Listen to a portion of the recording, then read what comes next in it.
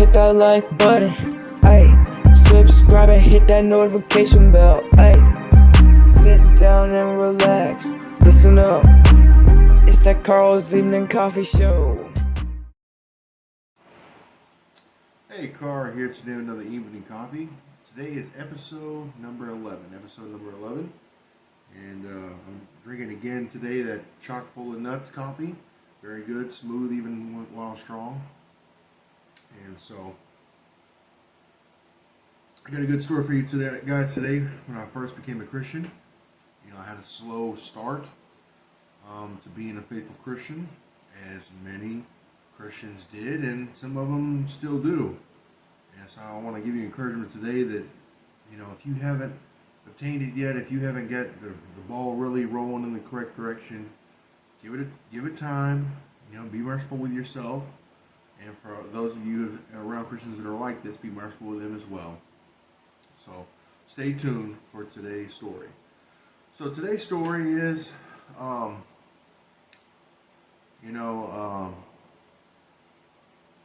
being a Christian is a lot like getting a train moving. Being a Christian is a lot like getting a train moving. So, to get a train moving, obviously it takes a lot of power. And it goes really slow at first. But once it gets going and gets moving, unless it has to slow down or stop, it can plow through anything, Once the train gets going, it's going. A lot of force going forward. And that's what I hope that I'm like now. And that's what I hope for you as well, that you can be that way as a Christian as well. So the story today is, when I first became a Christian, the Lord started drawing me in 2001. I was baptized in 2002. But when I first became a Christian, man, I still was being unfaithful to the Lord. I had changed my life somewhat immediately. But, at that time, I was still smoking cigarettes, I was trying to quit drinking, was trying to stay off drugs, and stay out of trouble with the cops, stuff like that. But it didn't happen overnight. It didn't. I remember when I first became a Christian, the months preceding, I remember that I got high once. I remember that. And that was the last time I ever got high to this day. I regretted that immediately. It was laced with some very powerful stuff. I remember seeing like Chinese symbols flying around the room and stuff. It was a very powerful marijuana, and I remember that. Remember vividly. That's the last time I ever smoked. And then I got drunk. I drank a couple bottles of wine one time with a friend across the street, living across the street from my mother.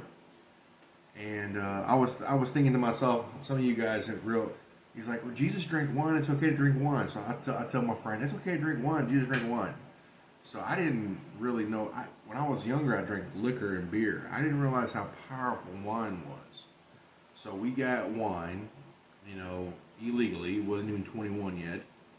And we drank 2 bottles, and got pretty stinking drunk. So, that was one problem. And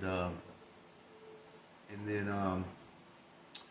I'm making a video, and then one time, let's see, when I went back to Georgia to see my friends, to go up there, have my grandfather sell his house and stuff like that. I remember as soon as I walked into an old friend's house, the minute I did, it's like that drunkard spirit hit me again, and I immediately just started downing beer. I think I drank 3, one right after another. I'm talking about chugged them.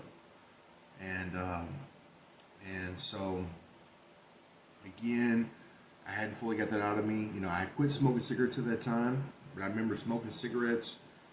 I remember picked up cigarettes a little bit at that time, and bought a pack of cigarettes, brought them back to Florida, and ended up quitting them. And the funny thing is, I actually quit. I actually bought a brand new pack of Marvel Light 100s, smoked one or two cigarettes, and threw away the rest of the pack.